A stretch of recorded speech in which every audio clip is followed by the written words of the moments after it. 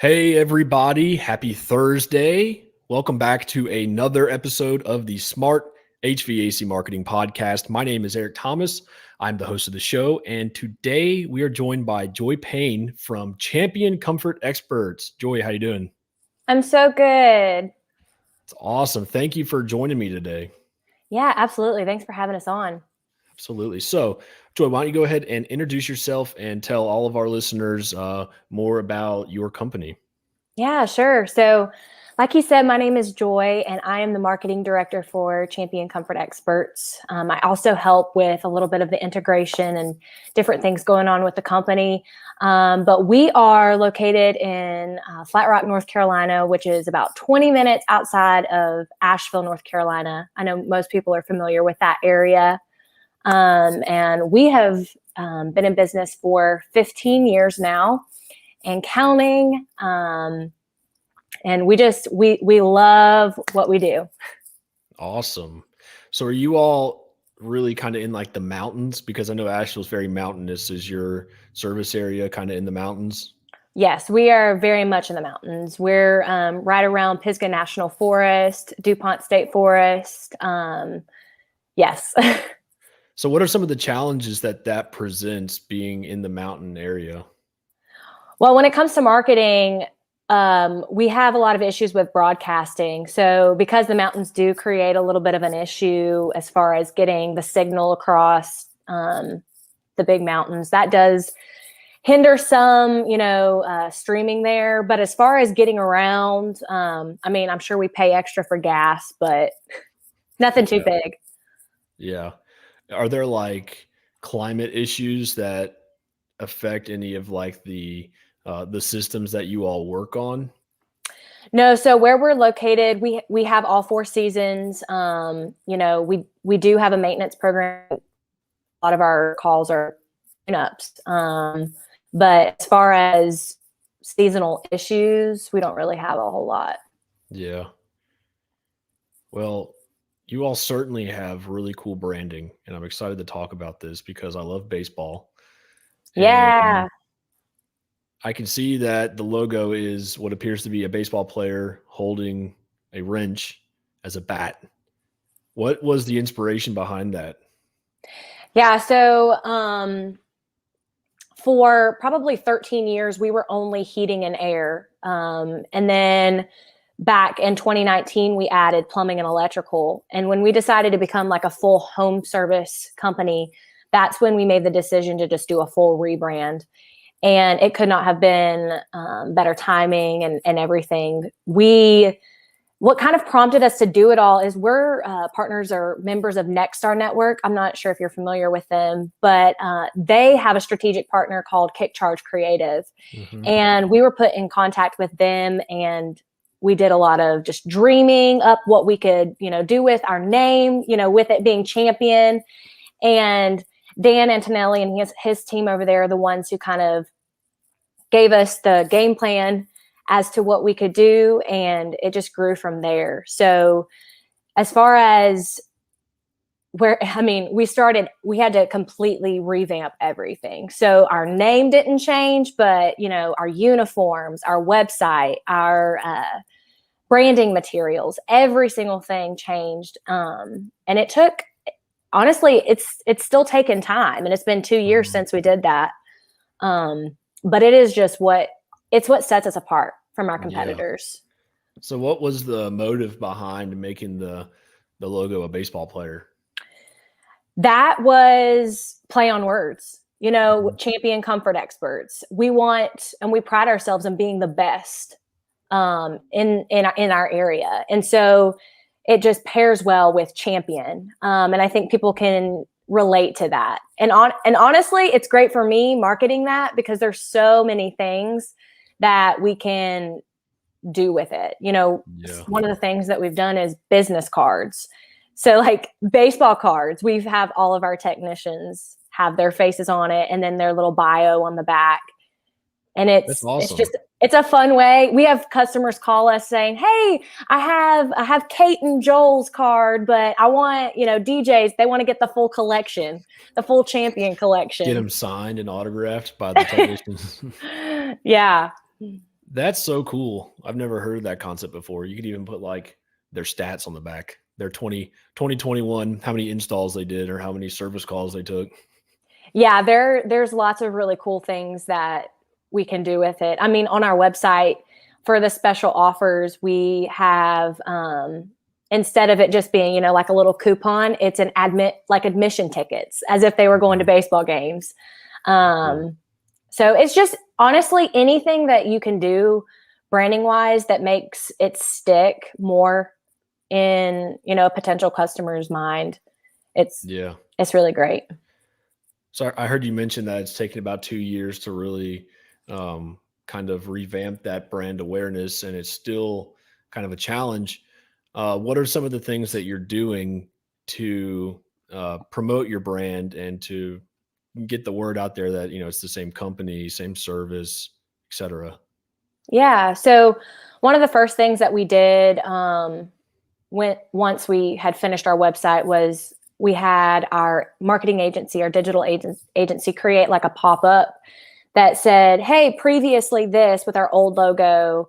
And then it had like a little arrow to our new logo, basically saying, hey, we're still the same company, but we're still providing the same awesome service. We just updated everything. And then it was just kind of a waterfall effect from there, sending out an email. We use Service Titan Marketing Pro, and we sent an email to all of our current customers, giving them an update. And then most recently, we had Yellow Dog Creative come out and shoot some branding commercials for us. And that's what we're streaming on TV. We're using all of that audio for digital radio. And honestly, that's all we're pushing is branding hard, because we want to make sure that the community understands we're the same, but we advance. Yeah. So how do you as a marketer communicate the value of branding to leadership of the company? Because I know sometimes, leadership or owners of companies, they could be you get a lot of tunnel vision and just be super dialed in on leads, leads, leads. We don't care about anything but leads. So how do you communicate the value and show the value of branding to them? Yeah. So this is something that I learned early, is that it's really difficult to communicate those types of things to the people that aren't necessarily in the nitty gritty of marketing. And so what I've learned is that math before marketing always trumps marketing for like marketing first. And what I mean by that is, typically your leadership in a company, they can understand the numbers, right? They understand we need to have 180 service calls this month or X, Y, and Z. And I basically had to create a breakdown of, in order for this to work, this is why, or like, in order for this to work, we're going to have to do X, Y, and Z. And then I break it down into what that looks like branding wise. So, hey, this is going to be a social media post we're going to do this month. Hey, this is what our ad looks like on Google this month. Here's what we're sending out in direct mail. And once a month, we have what we call our team leader meeting. Mm-hmm. And I will bring that content, I will bring an explanation, and I will go over those pieces so that each manager knows from top down what we're doing, so that they can take it to their service meetings, their install meetings, and get their people on board. And additionally, what I do to help with that is each month I'll send out what I call a market source, which basically breaks down each level of marketing. So digital, guerrilla marketing, all the different things. And I will give a visual to it and the campaign associated. And I'll talk about the reason behind it, as in why this matters for our company. And I send that out to everybody at the beginning of the month, so they know here again. That's awesome. So which of those different campaigns or mediums that you all do typically work the best for brand awareness? It's kind of hard. Brand is one of those things that's really hard to track. But what I will say is, since we started TV, we started that back in March this year. We have seen our cost per click and for PPC and like online presence and everything like that drastically decrease. So we know that brand is working when we see those things, when those numbers line up. Yeah. And I mean, that's what I go off of to see if brand's working. And truth be told, brand is not just the color of your truck or the color of your uniforms or your name. It's how your technicians talk in a home. It's how they interact with a customer. It's how they leave the space after they have installed a new unit. It's so much. And I think the buy-in happens there when every team member can get on that brand isn't just what I do on the marketing side. It's a lot of what they do and how they bring different levels of expertise and different things to the company and to the brand as a whole. Yeah. Well, it plays into what the customer is going to say about your brand, which ultimately becomes the brand as well. Your reputation in the perception of your company to the consumers as well. Exactly. And I think it's really important when you're thinking about brand is you have to know your USP, which is, your unique selling proposition. You have to know that. You need to know your desired avatar. There's a lot of different pieces that come into play for when you're building your brand or when maybe you don't necessarily know what your brand is. There's no success when you can't have clear expectations and, everybody's on the same page. Yeah. So I heard you mention that the cost per click goes down in your paid search campaigns as a result, either directly or indirectly because of brand advertising. And I agree with that. I've seen that happen in the past because you're getting less people searching or less people clicking through from search phrases, that are non-branded, AC repair near me, which could be a $6 or $7 click versus someone Googling champion comfort experts and then your ads there. And that's probably $1.10, maybe $2 at the most. Has that been kind of what you've seen with that? Yeah, I think our average right now for brand cost per click is about $8. Oh, wow. And so, but typically average for a specific target for like HVAC, it's, it can range between $40 and $60 in our market.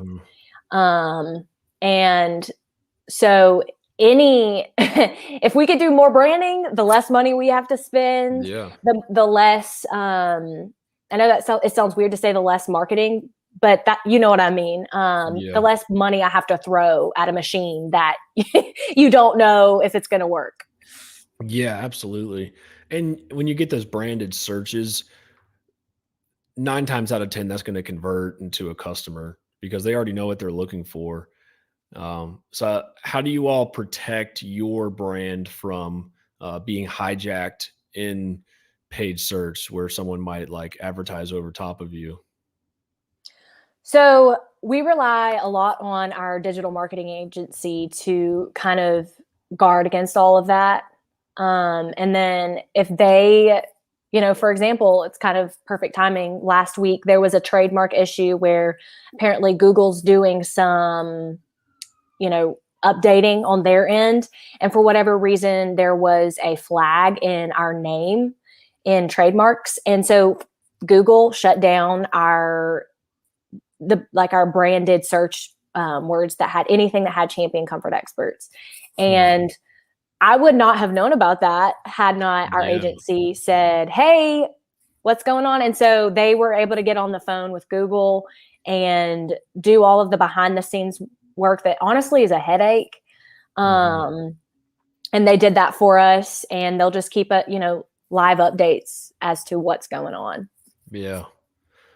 So how did 2020 in general, or the COVID pandemic at least, how did that affect your business from a marketing standpoint? Yeah. So from what I hear, I think all the home service companies that I've heard from, they had a great year, and we were not an exception. We grew actually by 20%. Wow.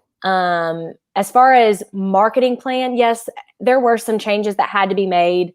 I didn't spend everything that I was expecting to, but it just shifted. We took on more of a community mindset, and we're able to help teachers in the community. We had a great special. We did a BOGO offer for our fall tune-ups, and we offered that to some teachers in the area.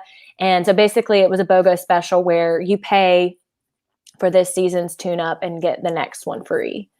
That's cool. Yeah, so we went in there, we fed the teachers, and it's just been a blow up. It's just been so many different things. We did it with teachers. We did it in a mailer to prospective customers. But as a whole, it was a great year for us. And now we're trying to just make sure we match what we did last year. Well, that's amazing that you grew 20% and you didn't spend all of your marketing budget.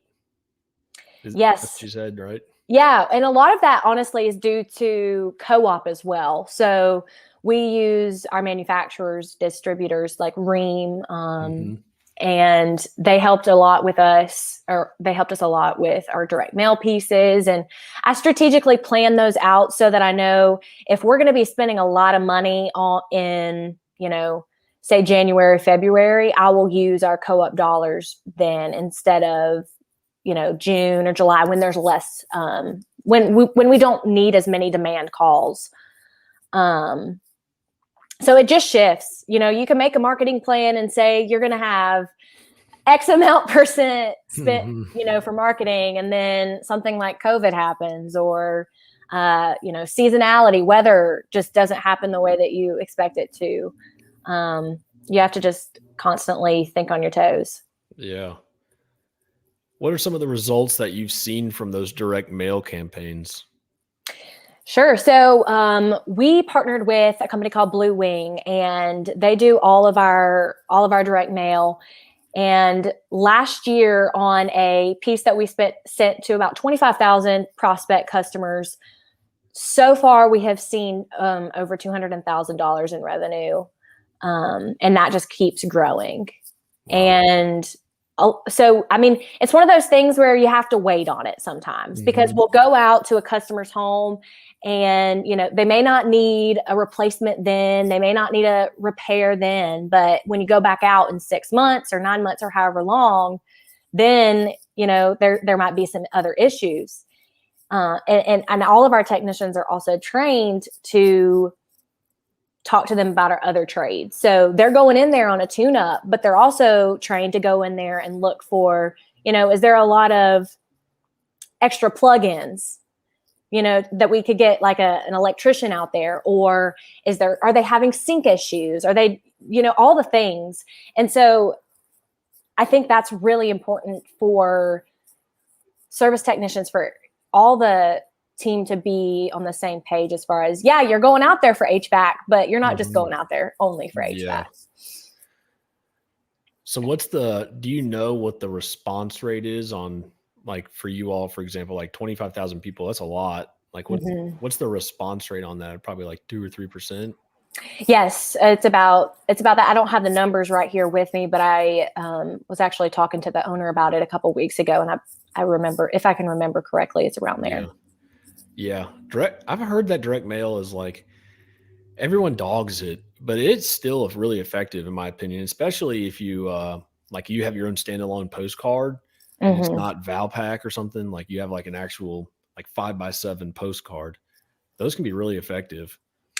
Yeah. And truth be told, I think it's all about your strategy. And Blue Wing, we partner with them because what they did for us was we sent them all of our customer data through Service Titan, and they did a full evaluation on that information to tell us, hey, most of your customers are, aged 35 to 75.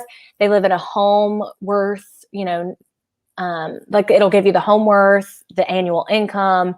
And then from there, they're able to create specific prospect lists that are going to be, that would best suit our customer. And I think that's what makes the difference in a successful direct mail campaign is you have to know who you're sending to. You can't just say, oh, it's going to 25,000 people. We're just going to take a shot in the dark and hope it works. Yeah. You have to know your audience. You have to know who's likely to buy from you. In our industry, we try and cater to the equipment over the age of 10. And so if we're running or we're trying to get push replacement, we're going to push to those people. We're not going to push to the new construction homes. Yeah. So and that's where it all comes back together of you have to know your customers. You have to know your goals, what it looks like to actually win. Be a champion. Yeah. So what's your favorite thing about doing marketing in the trades? I love that I get to have my hands in everything. I know that it comes with the territory. Marketing is, you need to know a little bit of everything. And truth be told, I had zero marketing expertise before I started working at Champion Comfort Experts, and I was trained in everything that I know. Wow. But my favorite thing is being able to network with other marketers and listen to honestly just really seasoned marketers and business owners tell me, the do's and the don'ts. I listen to podcasts regularly. I'm reading regularly, and there's always so much information to learn. There's not like, oh, you can just arrive and, I know all marketing. It's always trending differently. One thing will work this month, but it won't work next month. And being able to have that, it's a big responsibility in a company. And it's one that I take very seriously, but it's something that I enjoy because it's a challenge. And I love a challenge. Yeah. Test fast, fail fast. Yeah. What they say. Yeah. And that's a problem I see a lot with marketers is like they want to pretend like they know everything, but it's like, it's totally okay to be new at something and be like, I don't know how to do that, but I can learn and become the best at it, or at least become good enough at it to help the company succeed. Yeah. Yeah. My background is I have a bachelor's in professional writing. So it is not at all similar to marketing. But I will say that I have found a career. And it's something that I can stay in. It's something that honestly, I never even knew that was, available to me. And I'm very passionate about sharing with other women that, hey, there's a place for you in the trades. And that, I get to work from home. So what I do, I get to work from home remotely. And that's just, you can't get better than that. Yeah. Yeah, that's very true. And a lot of, especially in like marketing and advertising, a lot of that has gone remote, and which has opened up the world of opportunities for people, because you no longer have to be located in Asheville or in Charlotte or Raleigh. You could be in Florida and work for someone in Virginia or North Carolina. Exactly. Yeah. Well, Joy, I really do appreciate you joining us on the podcast today. What are some ways that people can learn more about your business if they're interested in checking out your cool branding or your website? Yeah, absolutely. So you can find us online. Our website is www.callchampion.com, or you can find us on all the social platforms at Champion Comfort Experts. And if you have any questions about marketing, I would love to talk to you. And yeah. Yeah. And if you're listening and you're looking for a new fun marketing podcast to listen to, the Smart HVAC Marketing Podcast is definitely A good one. Self-acclaimed. Yes. Yes. Yeah. Awesome. Well, Joy, I appreciate you, and I hope you have a great rest of your afternoon. Thanks so much. You too. All right. Bye-bye. Bye.